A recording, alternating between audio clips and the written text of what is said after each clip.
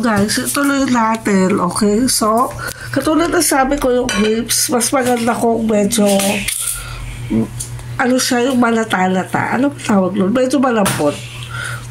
Ibig sabihin, hindi siya chemically treated. Kasi pinapatagal nila yung buhay, yung ano, yung life ng grapes. How do I say that? Para hindi siya magbukang, ano, lanta. Nilalagyan nila ng langis or oil or wax, which is delikado yung sa health, diba? So, mas maganda yung ganito. Okay, so yan. Actually, inano ko na siya. Ayan, buo-buo pa naman siya, oh. Okay, so nilagay ko na siya dyan. Ayan, oh, makikita mo, nagdedicay na yung iba. Okay, so okay lang yan. At least, alam ko na siya ay fresh. Saka wala siyang spray lang kung ano-anong chemical, okay?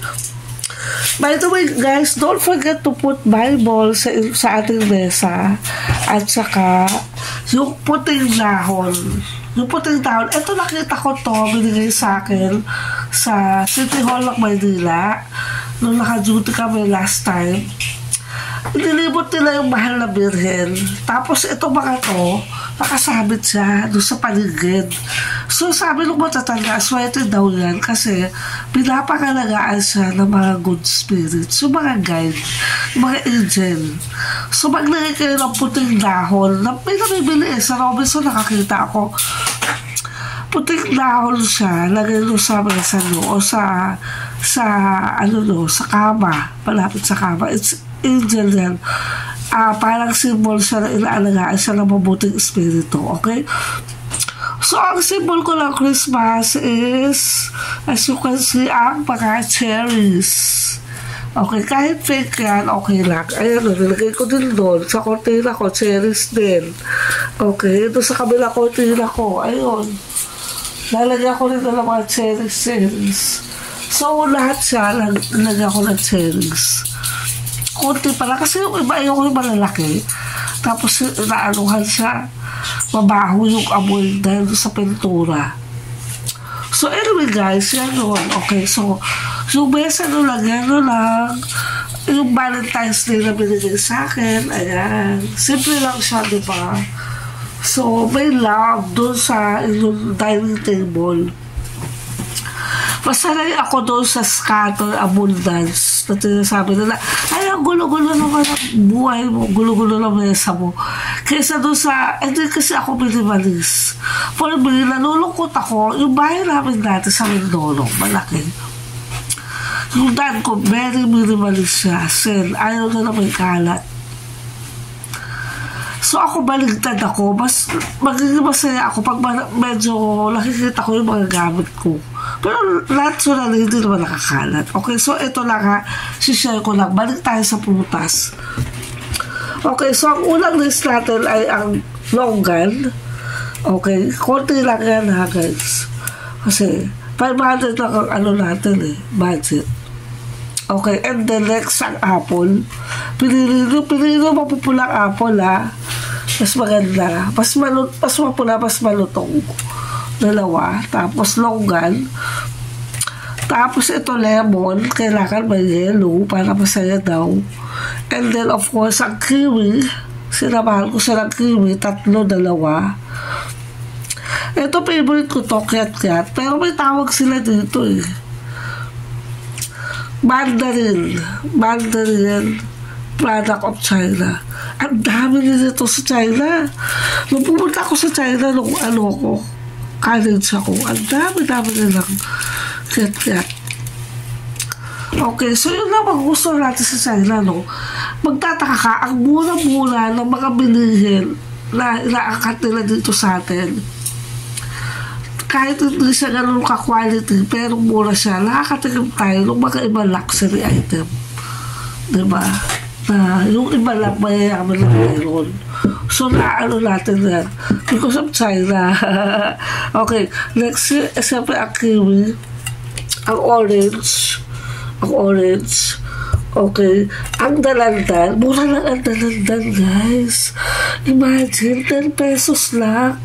10 pesos, 1 point, 1/2 kilo o 10 pesos. So, one half lang talaga bilhin ko as in. Okay. So, ito ang mahal na dragon fruit. 240. May gulay. Nagalak ha. Ayos ako lang po. Ito, dragon fruit. Ang mahal na dragon fruit. 240 siya, guys. Ganyan siya kalaki. So, sabi ko, bibiyakin ko to sa 31 o sa 1. So, tingnan mo yung dulo niya. Hilog na siya. So, wag nyo papaanuhan sa ano ha. Lagay nyo sa red. Okay, lemon. So, ilan na yan? Dragon fruit, lemon, longgan, dalandan, apple, kiwi, kiat-kiat. Okay. So, wala pa akong pear. Pear kasi is not round. Pero, ayan. So, ilan na? 1, 2, 3, 4, 5, 6, 7, 8. Alam ko 9 to ah. Ay, 9 ito. Orange. So, 9 na siya, guys. So, yan na. Alright. So, kulang pa ako ng 4 kasi kailangan 13 round fruits. So, tingko konti lang para maramdaman natin yung abundance ng pagdating ni Jesus Christ sa ating bahay. At yung pagpapalit ng taon. So, sabi nga nila, ang feng shui is, kasabi nila matatanda, hindi lang sa Chinese. I-welcome mo yung abundance. Okay? So, dapat, kumpleto yung mesa mo. Okay? So, hindi ko pa na kumpleto yung bigas kasi bibili pa ako ng lagay ng bigas. Okay? And then, okay, gatas. Okay, ayan, gatas, guys. Noodles. Mahilig ako sa Thailand noodles. Yung tom yum. Lagyan nyo lang ganito. Para sa spirit ng Christmas. Okay, ito nilalagyan ko to ng nesting. Binabaon ko. So, wala na hugasan yan. And of course, ito na. Yung mga pagkain na bukas. So, parang hindi siya naaano. Ayan, baon pala namin ito, guys. Pero pa ako suman, may itlog. My God, lulutuin ko na ka ito, itlog na ito. Ito babol, hindi kailangan ni Walter. Huwag na huwag kayo magtapon ng pagkain hanggat hindi palis. Kainin nyo. Pagpalis na, tapon nyo na. By the way, bumili ako ng tinapay. Sandali ah. Yung tinapay na bili ko sa Ayala Center. Yung bread nila is banana bread. So, bakit ko ikukwento ang banana bread ko, Aber? Okay, wait lang ha. Wait lang, guys.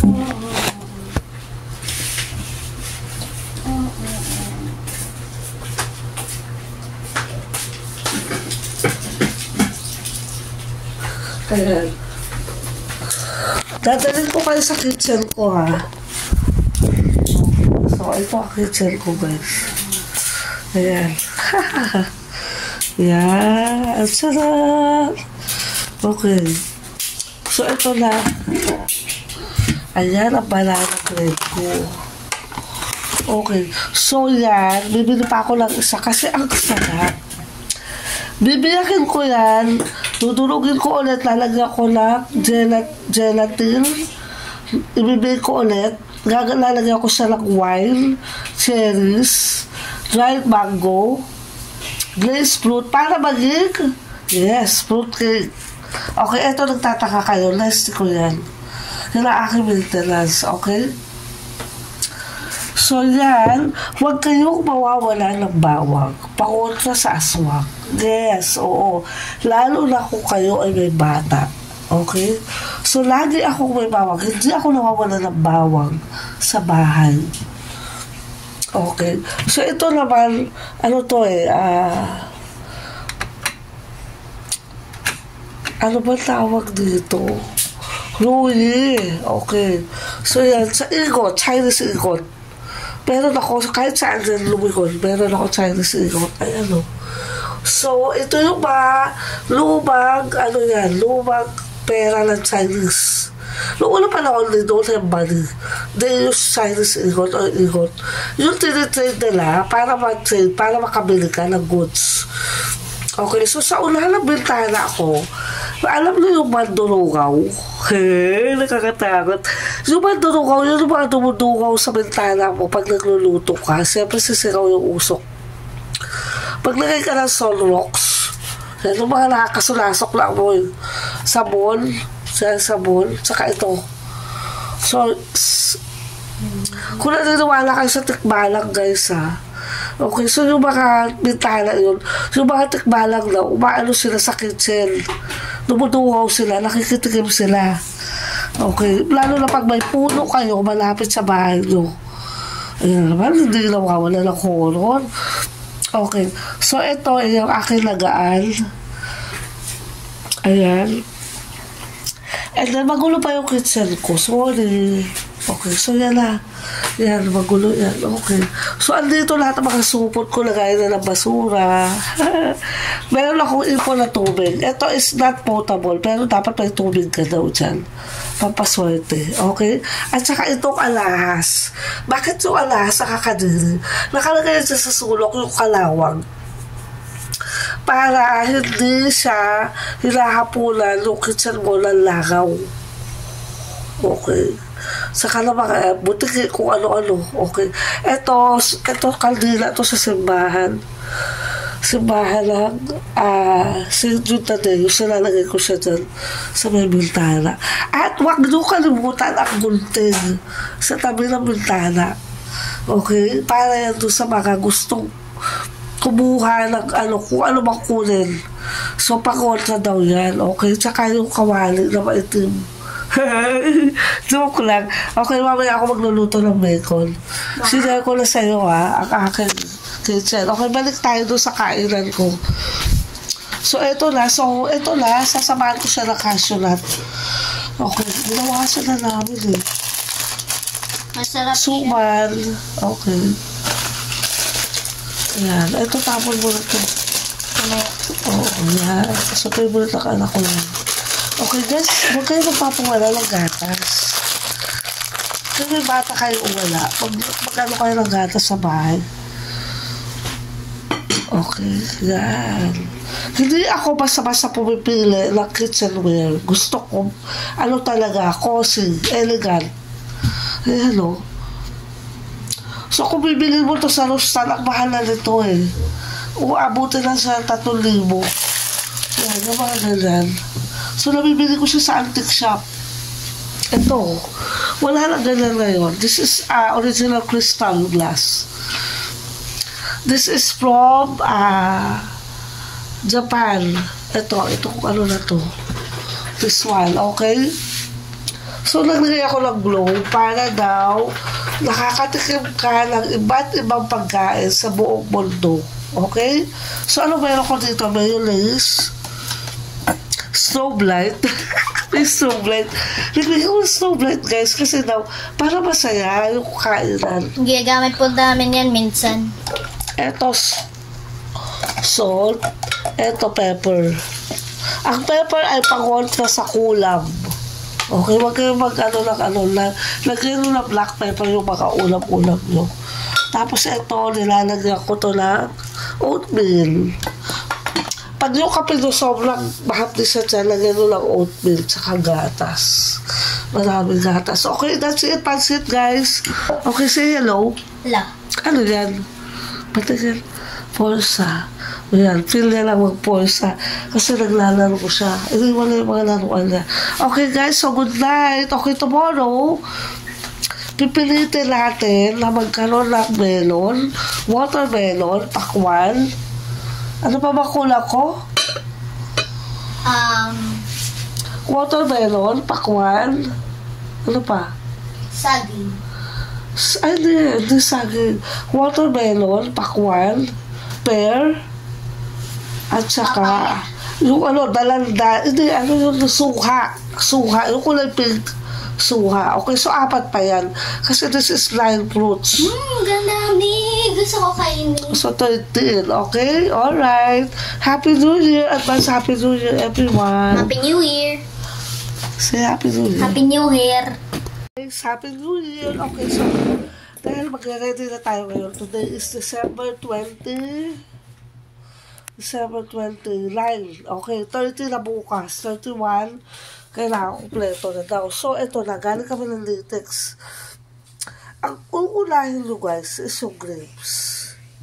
Ayan. So, nilagay ko na siya dito. Okay, marami-rami na siya. So, gusto ko, meron pa isa doon yung kulay green. Maganda yung green, kaya lang nag-worry ako malangis. Baka mamaya nilagay na ng wax o in-spray na. So, titira ko pa doon sa suki ko kung maayos yung grapes na. Okay? Mas maganda ang grapes pag medyo nalalantoy-lantoy, yung katulad dyan. Bakit? Kasi wala siyang pesticide. Ibig sabihin, naturally, nagdedecay siya. Okay? So, wala siyang chemical. Okay? So, remember na bago nyo kayo ng prutas, lalo na mga ganito, anuhin nyo siya, hugasan nyo siya sa tubig na may asin. Okay? Next. So, ito na. Tatakpa ko muna siya kasi baka, ayoko sa ilagay sa rep kasi sobrang maninigas. Okay. Mawawala yung natural, Ayan.